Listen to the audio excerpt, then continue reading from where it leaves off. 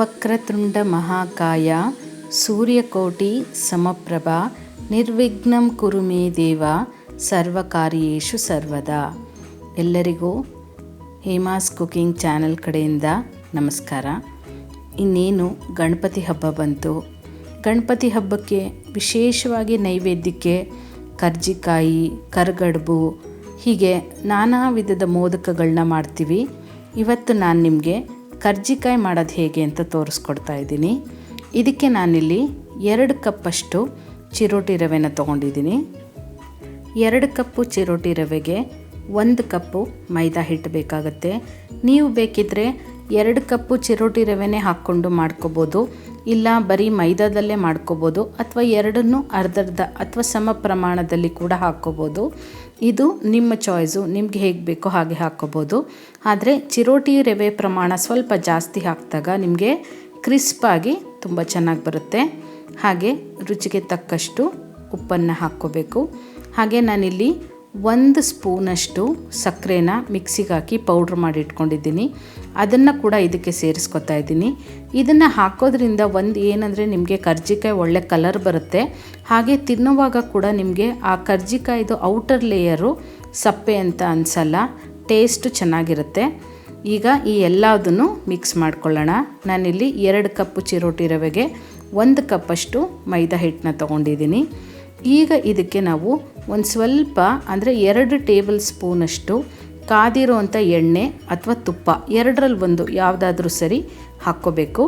ಮೊದಲನೇದಾಗಿ ಒಂದು ಸ್ವಲ್ಪ ತುಪ್ಪನ ಹಾಕ್ಕೊಂಡು ನೀವು ಇದನ್ನು ಮಿಕ್ಸ್ ಮಾಡ್ಕೊಳ್ಳಿ. ಒಂದೇ ಸರಿ ಅಷ್ಟು ಕಾದಿರೋ ಎಣ್ಣೆ ಅಥವಾ ತುಪ್ಪನ ಹಾಕ್ಕೊಳ್ಳೋಕೆ ಹೋಗ್ಬಿಡಿ. ಒಂದು ಅರ್ಧ ಪ್ರಮಾಣದಷ್ಟು ಹಾಕ್ಕೊಂಡು ಅದನ್ನು ಮಿಕ್ಸ್ ಮಾಡಿ ನೋಡ್ಕೋಬೇಕು. ಈ ರೀತಿ ನೀವು ಅದು ಒಂದು ಸ್ವಲ್ಪ ಕೂಡ ಗಂಟಿಲ್ಲದೆ ಇರೋ ಥರ ಮಿಕ್ಸ್ ಮಾಡಿಕೊಂಡು ನೀವು ಕೈನಲ್ಲಿ ಹಿಡಿದು ನೋಡಿದಾಗ ಅದು ಸ್ವಲ್ಪ ನಿಮಗೆ ಮುದ್ದೆ ರೀತಿ ಅನ್ನಿಸ್ಬೇಕು, ಪುಡಿ ಆಗಬಾರ್ದು. ಆಗ ಅದು ನಿಮಗೆ ತುಪ್ಪ ಅಥವಾ ನೀವು ಹಾಕಿರೋ ಎಣ್ಣೆ ಪ್ರಮಾಣ ಕರೆಕ್ಟಾಗಿದೆ ಅಂತ. ಇಲ್ಲಿ ಇನ್ನೂ ಸ್ವಲ್ಪ ಇದು ಡ್ರೈ ಇರೋದ್ರಿಂದ ನಾನು ಉಳಿದಿರೋ ಅಂಥ ಎಣ್ಣೆನ ಕೂಡ ಬಳಸ್ಕೊತಾ ಇದ್ದೀನಿ. ಆದಷ್ಟು ಸ್ವಲ್ಪ ಕಾಯ್ದಿರೋ ಅಂಥ ಎಣ್ಣೆ ಹಾಕ್ಕೊಂಡಾಗ ನಿಮಗೆ ಗರ್ಗರಿಯಾಗಿ ಸಾಫ್ಟಾಗಿ ಕರ್ಜಿಕಾಯಿ ಚೆನ್ನಾಗಿ ಬರುತ್ತೆ. ಈಗ ನೋಡಿ, ಇದನ್ನು ನಾನು ಮಿಕ್ಸ್ ಮಾಡಿ ನೋಡ್ಕೊತಾ ಇದ್ದೀನಿ. ಸ್ವಲ್ಪ ಇದು ಉಂಡೆ ಹದಕ್ಕೆ ಬರ್ತಾ ಇದೆ, ಇಷ್ಟು ಆದರೆ ಸಾಕು. ಈಗ ಇದನ್ನು ನಾವು ನೀರು ಹಾಕ್ಕೊಂಡು ಸ್ವಲ್ಪನೇ ಕಲಿಸ್ಕೋಬೇಕಾಗತ್ತೆ. ಒಂದೇ ಸರಿ ನೀರನ್ನು ಕೂಡ ಹಾಕ್ಕೋಬೇಡಿ, ಸ್ವಲ್ಪ ಹಾಕ್ಕೊಂಡು ನೀರನ್ನು ಕಲಿಸ್ಕೋಬೇಕು. ಮತ್ತು ಕಲಿಸುವಾಗಲೂ ಕೂಡ ನೀವು ಇದನ್ನು ತುಂಬ ಗಟ್ಟಿಯಾಗಿ ಕಲಿಸ್ಕೋಬಾರ್ದು. ಯಾಕಂದರೆ ನಾವು ಚಿರೋಟಿ ರವೆ ಹಾಕಿರೋದ್ರಿಂದ ಚಿರೋಟಿ ರವೆನ ಮುಂಚೆನೇ ನಾವು ಗಟ್ಟಿಯಾಗಿ ಕಲಿಸ್ಕೊಂಡು ಬಿಟ್ಟರೆ ಆ ರವೆಗೆ ಬೇಕಾಗುವಷ್ಟು ನೀರು ಸಾಕಾಗಲ್ಲ, ಮತ್ತು ಹಿಟ್ಟು ಕೂಡ ನಿಮಗೆ ಹದವಾಗಿರಲ್ಲ. ಈ ರೀತಿ ಸ್ವಲ್ಪ ಸಾಫ್ಟಾಗಿ ಕಲಿಸ್ಕೊಂಡಾಗ ರವೆ ನೆಂದು ನಿಮಗೆ ಈ ಕನಕ ನಾವೇನು ಕಲಿಸ್ಕೊಂಡಿದ್ದೀವಿ ಅದು ಗಟ್ಟಿ ಬರುತ್ತೆ. ಹಾಗೆ ಕಲಿಸ್ಕೊಂಡ್ಮೇಲೆ ಇದನ್ನು ಮಿನಿಮಮ್ 1 ಅವರ್ ಆದ್ರೂ ನೆನೆಯೋಕ್ಕೆ ಬಿಟ್ಟಾಗ ನಿಮಗೆ ಹಿಟ್ಟು ತುಂಬ ಚೆನ್ನಾಗಾಗಿರುತ್ತೆ, ರವೆ ಕೂಡ ಚೆನ್ನಾಗಿ ನೆಂದಿರುತ್ತೆ.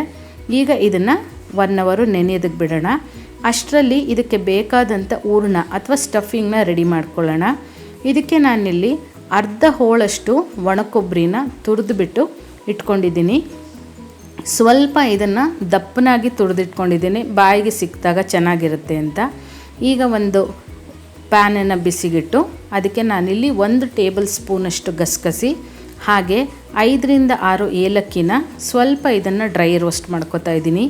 ಗಸಗಸೆನ ಡ್ರೈ ರೋಸ್ಟ್ ಮಾಡಿ ನೀವು ಉಪಯೋಗಿಸ್ಕೊಂಡಾಗ ಅದರದ್ದು ಫ್ಲೇವರು ತುಂಬ ಚೆನ್ನಾಗಿರುತ್ತೆ. ಹಾಗಂತ ತುಂಬ ಅದನ್ನು ಫ್ರೈ ಮಾಡ್ಕೊಳ್ಳೋದು ಬೇಡ, ಸ್ವಲ್ಪ ಲೈಟಾಗಿ ಫ್ರೈ ಮಾಡಿಕೊಂಡ್ರೆ ಸಾಕಾಗುತ್ತೆ. ಈ ಗಸಗಸೆ ಮತ್ತು ಏಲಕ್ಕಿ ಫ್ರೈ ಮಾಡಿಕೊಂಡು ಇದನ್ನು ಒಂದು ಪ್ಲೇಟ್ಗೆ ಎತ್ತಿಟ್ಕೊಂಡು ಈಗ ಅದೇ ಬಾಣಲಿಗೆ 1 ಕಪ್ಪಷ್ಟು ಹುರ್ಗಡ್ಲೆನ ಹಾಕ್ಕೋತಾ ಇದ್ದೀನಿ. ಇವತ್ತು ನಾನು ಮಾಡ್ತಾ ಇರೋ ಕರ್ಜಿಕಾಯಿ ವಿಶೇಷವಾಗಿ ಬೆಲ್ಲದಿಂದ ಮಾಡ್ತಾ ಇರೋದು. ಬೆಲ್ಲ ಗಣಪತಿಗೆ ತುಂಬ ಶ್ರೇಷ್ಠ ಅಂತ ಹೇಳ್ತಾರೆ. ಹಾಗಾಗಿ ನಾನು ಸಕ್ಕರೆ ಬದಲಾಗಿ ಬೆಲ್ಲನ ಉಪಯೋಗಿಸ್ಕೊಂಡು ಕರ್ಜಿಕಾಯಿನ ಮಾಡ್ತಾಯಿದ್ದೀನಿ. ಹಾಗೆ ನೀವು ರೆಗ್ಯುಲರಾಗಿ ಏನಂದರೆ ಈ ಕೊಬ್ಬರಿ ಸಕ್ಕರೆದು ಕರ್ಜಿಕಾಯಿ ತಿಂದಿರ್ತೀರ, ಒಂದು ಸಾರಿ ಈ ರೀತಿ ಮಾಡಿ ನೋಡಿ, ನಿಮಗೆ ತುಂಬ ಚೆನ್ನಾಗಿರುತ್ತೆ ಟೇಸ್ಟು, ಮತ್ತು ಡಿಫ್ರೆಂಟಾಗಿ ಕೂಡ ಅನಿಸುತ್ತೆ. ಹಾಗೆ ನಾನಿಲ್ಲಿ 1 ಟೇಬಲ್ ಸ್ಪೂನಷ್ಟು ಹುರ್ಗಡ್ಲೆ ಜೊತೆಗೆ ಎಳ್ಳನ್ನು ಕೂಡ ಉಪಯೋಗಿಸ್ಕೊಳ್ತಾ ಇದ್ದೀನಿ. ಇದು ಆಪ್ಷನಲ್ಲು, ನಿಮಗೆ ಬೇಕಿದ್ದರೆ ಎಳ್ಳನ್ನು ಹಾಕ್ಕೊಳ್ಳಿ, ಇಲ್ಲಾಂದರೆ ಸ್ಕಿಪ್ ಕೂಡ ಮಾಡ್ಕೋಬೋದು. ಎಳ್ಳು ಹಾಕಿದಾಗ ಕರ್ಜಿಕಾಯಿನಲ್ಲಿ ಅದರದ್ದೇ ಫ್ಲೇವರು ತುಂಬ ಚೆನ್ನಾಗಿರುತ್ತೆ ನಿಮಗೆ. ಇದನ್ನು ಕೂಡ ಆ ಎಳ್ಳೆಲ್ಲ ಸ್ವಲ್ಪ ಚಿಟಪಟ ಅನ್ನೋವರೆಗೂ ಫ್ರೈ ಮಾಡ್ಕೋಬೇಕು. ಈ ಹುರ್ಗಡ್ಲೆನ ಈ ರೀತಿ ಫ್ರೈ ಮಾಡ್ಕೊಂಡಾಗ ಏನಾಗುತ್ತೆ, ಆ ಹುರ್ಗಡ್ಲೆ ಸ್ವಲ್ಪ ಕ್ರಿಸ್ಪಾಗುತ್ತೆ, ಪೌಡ್ರ್ ಕೂಡ ನಿಮಗೆ ಚೆನ್ನಾಗಾಗತ್ತೆ. ಅದನ್ನು ಕೂಡ ಫ್ರೈ ಮಾಡ್ಕೊಂಡು ಎತ್ತಿಟ್ಕೊಂಡು ಅದೇ ಬಾಣಲೆಗೆ 1 ಟೀ ಸ್ಪೂನಷ್ಟು ತುಪ್ಪ ಹಾಕ್ಕೊಂಡು ಸ್ವಲ್ಪ ಗೋಡಂಬಿನ ಫ್ರೈ ಮಾಡ್ಕೊತಾ ಇದ್ದೀನಿ. ಇದು ಕೂಡ ಆಪ್ಷನಲ್ಲು, ಗೋಡಂಬಿ ಬೇಕಿದ್ದರೆ ಹಾಕ್ಕೋಬೋದು, ಇಲ್ಲ ಅಂದರೆ ಸ್ಕಿಪ್ ಕೂಡ ಮಾಡ್ಕೋಬೋದು. ಗೋಡಂಬಿ ಜೊತೆಗೆ ನೀವು ಬಾದಾಮಿನ ಹಾಕ್ಕೋಬೋದು, ಮತ್ತು ಒಣದ್ರಾಕ್ಷಿನ ಹಾಕ್ಕೋಬೋದು, ನಿಮ್ಮ ಚಾಯ್ಸು. ನಿಮಗೆ ಯಾವ್ದು ಬೇಕೋ ನಟ್ಸು ಇದನ್ನು ಕೂಡ ಹಾಕ್ಕೋಬೋದು. ಇದನ್ನು ತಿನ್ನೋವಾಗ ಕೂಡ ಚೆನ್ನಾಗಿರುತ್ತೆ. ಇದು ಬೇಕೇ ಬೇಕಂತ ಕೂಡ ಏನಿಲ್ಲ, ಆಪ್ಷನಲ್ಲು ಇದ್ದರೆ ಹಾಕ್ಕೊಳ್ಳಿ, ಇಲ್ಲಾಂದರೆ ಪರವಾಗಿಲ್ಲ. ಈಗ ಈ ಗೋಡಂಬಿ ಎಲ್ಲ ಸ್ವಲ್ಪ ಲೈಟಾಗಿ ಗೋಲ್ಡನ್ ಬ್ರೌನ್ ಆಗಿದೆ. ಈಗ ಇದನ್ನು ತೆಗೆದಿಟ್ಕೊಳ್ಳೋಣ. ಹಾಗೆಯೇ ನಾವೇನು ಹುರಿದಿಟ್ಕೊಂಡಿದ್ವಿ ಹುರ್ಗಡ್ಲೆ, ಎಳ್ಳು, ಗಸಗಸೆ ಎಲ್ಲ, ಇದು ಪೂರ್ತಿ ತಣ್ಣಗಾಗಬೇಕು. ಪೂರ್ತಿ ತಣ್ಣಗಾದ್ಮೇಲೆ ಮಿಕ್ಸಿಂಗ್ ಹಾಕ್ಕೊಂಡು ಇದನ್ನು ನುಣ್ಣಗೆ ಪೌಡ್ರ್ ಮಾಡ್ಕೋಬೇಕಾಗತ್ತೆ. ಈಗ ಈ ಒಣಕೊಬ್ಬರಿಗೆ ನಾವೇನು ಫ್ರೈ ಮಾಡಿ ಇಟ್ಕೊಂಡಿದ್ವಿ ಗೋಡಂಬಿ, ಅದನ್ನು ಸೇರಿಸ್ಕೊತಾ ಇದ್ದೀನಿ.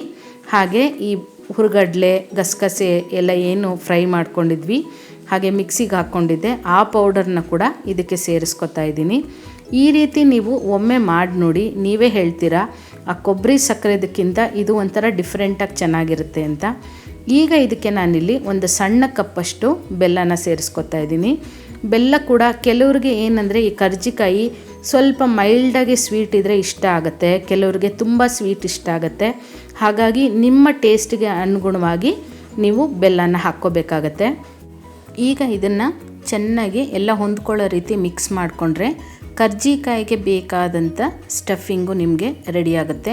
ಹಾಗೆ ಇದೇ ರೀತಿ ನಾನು ಒಬ್ಬಟ್ಟನ್ನ ಕೂಡ ಮಾಡಿ ತೋರಿಸಿದ್ದೀನಿ. ಬೇಳೆ ಒಬ್ಬಟ್ಟಾಗಿರ್ಬೋದು, ಕಾಯಿ ಒಬ್ಬಟ್ಟಾಗಿರ್ಬೋದು, ಅದಕ್ಕೆ ಒಬ್ಬಟ್ಟಿನ ಸಾರು ಮತ್ತು ಕಡಿಮೆ ಎಣ್ಣೆಯಲ್ಲಿ ಕನಕ ಕಲಸೋದು, ಇದೆಲ್ಲದ ಲಿಂಕ್ನ ನಾನು ಡಿಸ್ಕ್ರಿಪ್ಷನ್ ಬಾಕ್ಸಲ್ಲಿ ಕೊಟ್ಟಿರ್ತೀನಿ.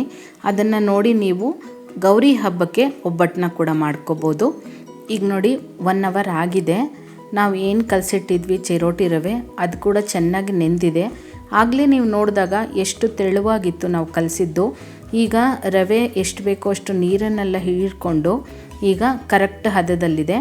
ಇದನ್ನು ನೀವು ಒಂದು 5 ನಿಮಿಷ ಆದರೂ ಚೆನ್ನಾಗಿ ನಾದ್ಕೋಬೇಕಾಗತ್ತೆ. ನಾವು ಎಷ್ಟು ಚೆನ್ನಾಗಿ ನಾದ್ಕೋತೀವೋ ಈ ಕಣಕ ಅಷ್ಟು ನಿಮಗೆ ಮೃದುವಾಗಿ ಸಾಫ್ಟಾಗಿ ಬರುತ್ತೆ. ಈಗ ಇದನ್ನು ನಾವು ಪೂರಿಯೆಲ್ಲ ಹೇಗೆ ಲಟ್ಟಿಸ್ಕೋತೀವಿ ನೋಡಿ, ಆ ರೀತಿ ಈ ಕಣಕನ ನಾವು ತಗೊಂಡು ಸ್ವಲ್ಪನೇ ಪೂರಿ ಅಷ್ಟಗಲ ಇದನ್ನು ಸ್ವಲ್ಪ ಮೈದಾ ಹಿಟ್ಟು ಹಾಕ್ಕೊಂಡು ಲಟ್ಟಿಸ್ಕೋಬೇಕಾಗತ್ತೆ. ಹಾಗೆ ತುಂಬ ದಪ್ಪ ಅಥವಾ ತುಂಬ ತೆಳ್ಳು ಕೂಡ ಲಟ್ಟಿಸ್ಕೋಬಾರ್ದು. ನೀವು ಹಿಟ್ಟನ್ನು ದಪ್ಪ ಲಟ್ಟಿಸ್ಕೊಂಡ್ಬಿಟ್ರೆ ಏನಾಗುತ್ತೆ, ಕರ್ದಿಟ್ಟು ಒಂದು 2 ದಿನಕ್ಕೇನೆ ಅದು ಸಾಫ್ಟ್ ಅನ್ನಿಸ್ಬಿಡುತ್ತೆ, ಮತ್ತು ಒಂದು ರೀತಿ ನಾರ್ ಥರ ಕೂಡ ಅನಿಸುತ್ತೆ. ಹಾಗೆ ತುಂಬ ತೆಳ್ಳಗೆ ಲಟ್ಟಿಸ್ದಾಗಲೂ ಕೂಡ ತಿನ್ನುವಾಗ ಅಷ್ಟು ಚೆನ್ನಾಗಿರಲ್ಲ. ಹಾಗಾಗಿ ಮೀಡಿಯಮಾಗಿ ಲಟ್ಟಿಸ್ಕೊಳ್ಳಿ. ಹಾಗೆ ಇದಂತೂ ನೀವು ನೋಡ್ತಾ ಇರೋದು ಗೊತ್ತೇ ಇರೋವಂಥದ್ದೇ, ಎಲ್ಲರ ಮನೇಲೂ ಇರೋವಂಥದ್ದೇ ಕರ್ಜಿಕಾಯಿ ಮಾಡೋದಕ್ಕೆ. ಈಗ ಇದಕ್ಕೆ ನಾವು ಮಾಡಿಕೊಂಡಂಥ ಈ ಹಿಟ್ಟನ್ನು ಹಾಕ್ಕೊಂಡು ಇದರೊಳಗಡೆ ಸ್ಟಫಿಂಗ್ನ ಹಾಕ್ಕೋಬೇಕಾಗತ್ತೆ. ಸ್ಟಫಿಂಗ್ನ ಕೂಡ ತುಂಬ ಹಾಕ್ಕೊಳ್ಳೋದೇನು ಬೇಡ, 1 ರಿಂದ 1.5 ಸ್ಪೂನಷ್ಟು ಹಾಕ್ಕೊಂಡ್ರೆ ಸಾಕಾಗುತ್ತೆ. ತುಂಬ ಹಾಕ್ಕೊಂಡಾಗಲೂ ಕೂಡ ನಮಗೆ ಕರ್ಜಿಕಾಯಿ ಒಡೆಯೋ ಚಾನ್ಸಸ್ ಇರುತ್ತೆ. ಈ ಸ್ಟಫಿಂಗ್ನ ಹಾಕ್ಕೊಂಡು ಎಡ್ಜಸ್ಗಳಿಗೆ ನಾವು ನೀರನ್ನು ಸವರ್ಕೋಬೇಕಾಗತ್ತೆ. ನೀರನ್ನು ಸವರ್ಕೊಂಡು ನಾವು ಇದಕ್ಕೆ ಪ್ರೆಸ್ ಮಾಡಿಕೊಂಡಾಗ ಕರ್ಜಿಕಾಯಿ ನಿಮಗೆ ಯಾವುದೇ ಕಾರಣಕ್ಕೂ ಒಡೆಯೋ ಚಾನ್ಸಸ್ ಇರಲ್ಲ. ಅದೇ ನಾವು ನೀರು ಬದಲಾಗಿ ಎಣ್ಣೆನ ಹಾಕ್ಕೊಂಡಾಗ ಅದು ನಿಮಗೆ ನೀಟಾಗಿ ಗ್ರಿಪ್ಪಾಗಿ ಸಿಗಲ್ಲ, ಜಾರ್ಕೋತಾ ಇರುತ್ತೆ, ಮತ್ತು ಕರ್ಜಿಕಾಯಿ ಒಡೆಯೋ ಚಾನ್ಸಸ್ ಇರುತ್ತೆ. ಹಾಗಾಗಿ ನೀರನ್ನು ಹಾಕ್ಕೊಂಡು ಎಕ್ಸ್ಟ್ರಾ ಹಿಟ್ಟು ಏನಿದೆ ಅದನ್ನೆಲ್ಲ ಸ್ವಲ್ಪ ಪ್ರೆಸ್ ಮಾಡ್ಕೋತಾ ತೆಗೆದುಬಿಡಬೇಕು. ಈಗ ಕರ್ಜಿಕಾಯಿ ರೆಡಿ ಆಯಿತು. ಇದನ್ನು ಈ ರೀತಿ ಒಂದು 10-15 ಕರ್ಜಿಕಾಯಿ ಅಷ್ಟು ನಾವು ಮಾಡಿಟ್ಕೋಬೇಕು. ಮುಂಚೆನೇ ಮಾಡಿಟ್ಕೊಂಡು ನಂತರ ಎಣ್ಣೆನಲ್ಲಿ ಕರಿಬೇಕು. ತುಂಬ ಮಾಡಿಟ್ಕೊಳ್ಳೋಕೆ ಹೋಗಬೇಡಿ, ಅದು ಮೇಲ್ಗಡೆ ಪದರ ನಿಮಗೆ ಡ್ರೈ ಆಗಿಬಿಟ್ರೂ ಕೂಡ ನಿಮಗೆ ಕರ್ಜಿಕಾಯಿ ಹಾರ್ಡ್ ಆಗೋ ಚಾನ್ಸಸ್ ಇರುತ್ತೆ. ಈಗ ನಾನಿಲ್ಲಿ ಸುಮಾರು ಒಂದು 6 ರಿಂದ 7 ಕರ್ಜಿಕಾಯಿನ ರೆಡಿ ಮಾಡಿ ಇಟ್ಕೊಂಡಿದ್ದೀನಿ. ಈಗ ಇದನ್ನು ಎಣ್ಣೆಯಲ್ಲಿ ಕರಿಯೋಣ. ಎಣ್ಣೆಯಲ್ಲಿ ಕರಿಯುವಾಗಲೂ ಕೂಡ ಎಣ್ಣೆ ಪ್ರಮಾಣ ಸ್ವಲ್ಪ ಜಾಸ್ತಿ ಹಾಕಿರಬೇಕು. ಅಂದರೆ ಈ ಕರ್ಜಿಕಾಯಿ ಮುಳುಗೋಷ್ಟು ಎಣ್ಣೆನ ಹಾಕ್ಕೋಬೇಕಾಗತ್ತೆ ನಾವು. ಅದಕ್ಕೂ ಮುಂಚೆ ಎಣ್ಣೆ ಕಾದಿದೆಯಾ ಇಲ್ವಾ ಅಂತ ಒಂದು ಸ್ವಲ್ಪ ಹಿಟ್ಟನ್ನು ಹಾಕ್ಕೊಂಡು ಚೆಕ್ ಮಾಡ್ಕೊಳ್ಳೋಣ. ಈಗ ಎಣ್ಣೆ ಕರೆಕ್ಟಾಗಿ ಕಾದಿದೆ. ಇದನ್ನು ನಾವು ಮೀಡಿಯಮ್ ಫ್ಲೇಮ್ನಲ್ಲಿ ಇಟ್ಕೊಂಡು ಕರ್ಜಿಕಾಯಿನ ಕರ್ಕೋಬೇಕು. ಒಂದೇ ಸರಿ ನಾವು ಹೈ ಫ್ಲೇಮ್ ಇಟ್ಬಿಟ್ಟು ಕರ್ಜಿಕಾಯಿನ ಕರಿಯೋಕ್ಕೋದಾಗ ಏನಾಗುತ್ತೆ, ಇಮಿಡಿಯೇಟ್ ಹಾಕಿದ ತಕ್ಷಣ ಎಣ್ಣೆ ಚೆನ್ನಾಗಿ ಕಾದಿರುತ್ತೆ. ಆಗ ನಿಮಗೆ ಸೀದೋಗೋ ಚಾನ್ಸಸ್ ಇರುತ್ತೆ ಮತ್ತು ಹಿಟ್ಟು ಕೂಡ ಸರಿಯಾಗಿ ಬೆಂದಿರಲ್ಲ. ಹಾಗಾಗಿ ಮೀಡಿಯಮ್ ಫ್ಲೇಮ್ನಲ್ಲಿ ಇಟ್ಕೊಂಡು ನಾವು ಇದನ್ನು ಹೊಂಬಣ್ಣ ಬರೋ ಅಷ್ಟು ಕರ್ಕೊಂಡ್ರೆ ಸಾಕಾಗುತ್ತೆ. ಈಗ ಒಂದು ಸೈಡ್ ಕರೆದಿದ್ದಾದಮೇಲೆ ಇನ್ನೊಂದು ಸೈಡ್ ಕೂಡ ಫ್ಲಿಪ್ ಮಾಡಿಕೊಂಡು ಕರ್ಕೊಂಡ್ರೆ ನಿಮಗೆ ಬಿಸಿ ಬಿಸಿಯಾದಂಥ ಕರ್ಜಿಕಾಯಿ ರೆಡಿ ಆಗಿಬಿಡುತ್ತೆ. ಈಗ ನಿಮಗೆ ಇದೇ ರೀತಿ ಕಡುಬು ಕೂಡ ಬೇಕು ಅಂತ ಇದ್ದರೆ ನನಗೆ ಖಂಡಿತ ಕಮೆಂಟ್ ಮೂಲಕ ತಿಳಿಸಿ. ಹಾಗೆ ಸಿಹಿ ಕಡುಬು ಬೇಕಾ, ಖಾರದ ಕಡುಬು ಬೇಕಾ ಅಂತ ಕೂಡ ನನಗೆ ತಿಳಿಸಿ, ನಾನು ಮಾಡಿ ತೋರಿಸ್ತೀನಿ ನಿಮಗೆ. ಇವತ್ತು ನಿಮಗೆ ನಾನು ಮಾಡಿರೋ ಈ ವಿಧಾನ ಇಷ್ಟ ಆದರೆ ನೀವು ಮನೆಯಲ್ಲಿ ಟ್ರೈ ಮಾಡಿ. ಒನ್ಸ್ ಫಾರ್ ಎ ಚೇಂಜು ಬೆಲ್ಲದ ಕರ್ಜಿಕಾಯಿನ ಮಾಡಿ ಈ ಹಬ್ಬಕ್ಕೆ ದೇವರ ನೈವೇದ್ಯಕ್ಕೆ ಇಡಿ. ಹಾಗೆ ಈ ಮಾಡಿದಾಗ ಹೇಗೆ ಬಂತು ಅಂತ ನನಗೆ ಖಂಡಿತ ಕಮೆಂಟ್ ಮೂಲಕ ತಿಳಿಸ್ತೀರಾ ಅಲ್ವಾ. ಮತ್ತಷ್ಟು ಈಸಿಯಾದಂಥ ರೆಸಿಪೀಸ್ಗಾಗಿ ಹಾಗೆ ಟಿಪ್ಸ್ಗಾಗಿ ಹೇಮಾಸ್ ಕುಕಿಂಗ್ ಚಾನಲ್ನ ಮರೆಯದೇ ಸಬ್ಸ್ಕ್ರೈಬ್ ಮಾಡ್ಕೊಳ್ಳಿ. ಹಾಗೆ ಸ್ಕ್ರೀನ್ ಮೇಲೆ ಕಾಣ್ತಾ ಇರೋ ಫೋಟೋ ಮೇಲೆ ಕ್ಲಿಕ್ ಮಾಡಿದಾಗ ಕೂಡ ನೀವು ಆ ವಿಡಿಯೋಸ್ನ ಕೂಡ ವಾಚ್ ಮಾಡ್ಬೋದು. Thank you.